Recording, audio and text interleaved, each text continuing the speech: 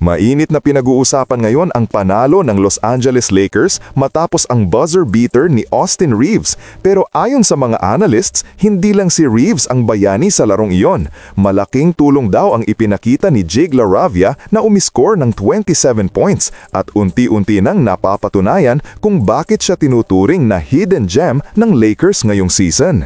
Sa huling laban ng Lakers, muntik nang masayang ang malaking lamang nila sa kalagitnaan ng fourth quarter.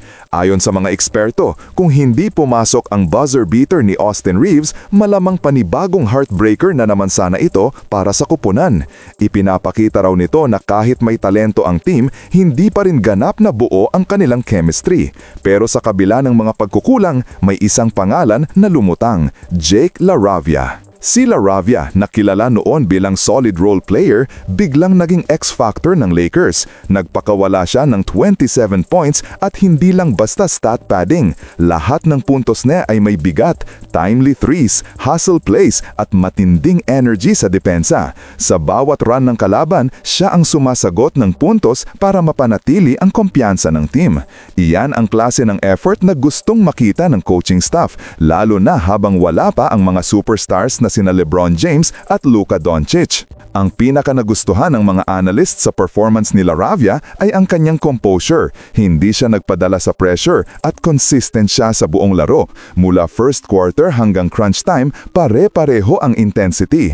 Iyon daw ang klase ng mental toughness na kailangan ng Lakers kung gusto nilang makapagtayo ng winning culture. Dagdag pa rito, malaking bagay na may mga players tulad ni LaRavia na kayang umangat kapag hindi available ang mga pangunahing scorer. Sa ganitong mga laro, nasusukat ang lalim ng roster. At sa panalo na ito, pinatunayan ng Lakers na kahit papaano may direksyon na ang kanilang development.